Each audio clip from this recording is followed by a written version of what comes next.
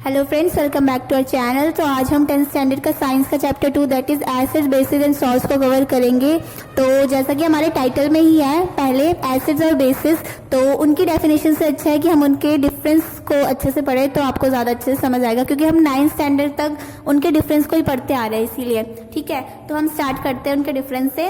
तो पहला point, acids में सार एंड टेस्ट। जो एसिड्स है वो टेस्ट में सार होते हैं, यानी कि खट्टे होते हैं। फॉर एग्जाम्पल लेमन है, कर्ड है, बहुत सारी चीज़ें होती है। ठीक है, जो चीज़ें खट्टी होती है टेस्ट में वो सारी एसिड्स होती है। और अब बेस में से एक पॉइंट करेंगे कि बिटर इन टेस्ट। जो बेसिस है वो टेस्ट में बिटर होता है, यानी कि मतलब कड़वे होते हैं। जैसे कि साबुन का टेस्ट, आई नो कि किसी ने ट्राई नहीं किया होगा, बट जो साबुन का टेस्ट होता है वो बिटर होता है, तो इसलिए वो भी बेस है। यानी कि सारे वो टेस्ट जो कि कड़वे होते हैं वो सारे बेसिस के अंडर आएंगे। आगे जो नेक्स्ट पॉइंट है एसिड्स में, वो है change blue litmus to red.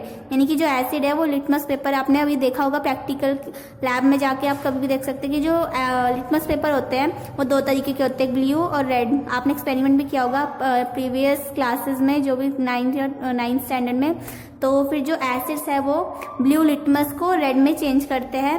और ऐसी जो सेकंड पॉइंट है बेसिस का, वो है change red litmus to blue. यानी कि बेसिस रेड लिटमस को ब्लू में चेंज कर देते हैं। ठीक है, तो इसमें कंफ्यूजन नहीं करनी है आपको क्रिएट। आपको अपने आंसर्स में मतलब स्पेसिफिक रहना है कि हाँ, आपको पता होना चाहिए कि कौन किसको किस में कन्वर्ट करता है। ठीक है, acid blue to red, bases red to blue. ठीक है, उसमें बाद एसिड में अब थर्ड पॉइंट है हैव H+ आयंस। यानी कि जो एसिड्स होते हैं उनका जो केमिकल फॉर्मूला होता है उसमें H+ आयंस होते हैं। ठीक है, और वैसे ही बेसिस के थर्ड पॉइंट में बेसिस है OH- आयंस। ये आपको ज़्यादा अच्छे से समझ आएगा जब हम आगे कंटिन्यू करेंगे, तो आप में जो केमिकल फॉर्मूले पढ़ेंगे तो उसमें से आपको ये क्लियर हो जाएगा ये वाला पॉइंट। ठीक है, उसके बाद जो फोर्थ पॉइंट है वो है कैन कंडक्ट इलेक्ट्रिसिटी एसिड्स में।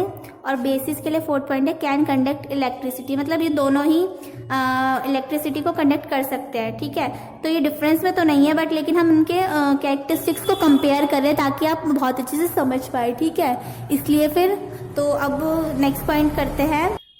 फिर जो उसके बाद नेक्स्ट डेफिनेशन है वो है इंडिकेटर्स की। ठीक है, तो detect the presence of acids और bases in a solution. Indicators क्या होते हैं? जो हमें बताते हैं कि कोई चीज़ कि ये आइदर एसिड्स है या बेसिस है। फॉर एग्जांपल हमें सोप को टेस्ट करना है, मैंने तो वो बताया कि वो बेसिस होता है, बट अगर आप बिना उसके मतलब आपको नॉलेज नहीं है तो आप कैसे उसको पहचानोगे कि वो एसिड है या बेसिस है?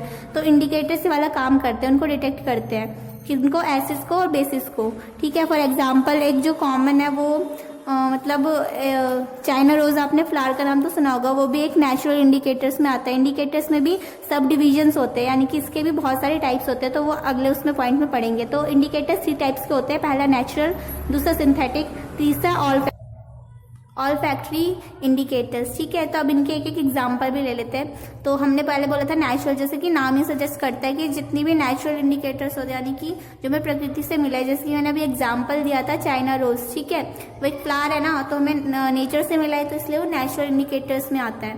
ठीक है, तो इसके एग्जाम्पल से टर्मरिक, लिटमस, रेड कैबेज। आपकी NCERT बुक में बहुत सारे एग्जाम्पल्स दिए हैं नेचुरल इंडिकेटर्स में, बट मैंने यहाँ पे 3 ही लिए हैं। तो उसके बाद है सिंथेटिक के एग्जाम्पल्स। तो इसमें है पहला मिथाइल ऑरेंज और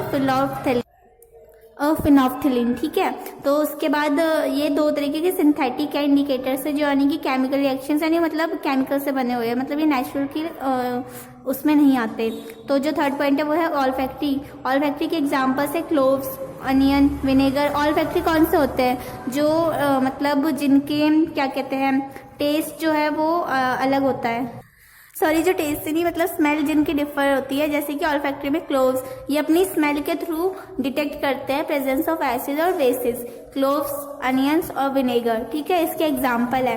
और इसमें जो मिथाइल ऑरेंज है उसमें मैं बता देती हूँ कि वो एसिड में कौन सा कलर करता है, बेसिस में। ठीक है, तो इसको याद करने के लिए आप वो लिख सकते हैं कि जैसे एक मैं आपको ट्रिक बताती हूँ, मिथाइल ऑरेंज एसिड को केस में कन्वर्ट करता है, रेड में, और बेस की प्रेजेंस कैसे बताता है, येलो में। ठीक है, इसके लिए एग्जाम्पल जैसे कि my apple is red and my banana is yellow. इसके आपको my apple is red, my M से मिथाइल ऑरेंज, एप्पल ए से। ठीक है, तो हम एक बार लिख के देख लेते हैं, my apple is red and my my apple is red and my banana is yellow. M से आप ले सकते हैं मिथाइल ऑरेंज, ए से आप ले सकते हैं एसिड, और रेड से वो किसमें कन्वर्ट करता है, तो जो यानी कि मिथाइल ऑरेंज है वो एसिड को रेड कलर में कन्वर्ट करता है। ठीक है, ऐसे ही माई बनाना इज येलो, यानी कि यहाँ से एम से मिथाइल ऑरेंज, बी से बेस और येलो, यानी कि जो मिथाइल ऑरेंज है वो बेस को येलो कलर में कन्वर्ट करता है। ठीक है, ये ट्रिक है जो बहुत सारे जगह यूज होते हैं, मतलब आप उसको यूज कर सकते हैं ताकि आपको ये याद रहे। ठीक है, तो उसके बाद अब अगला जो टॉपिक है वो है reactions of acid and bases with metals.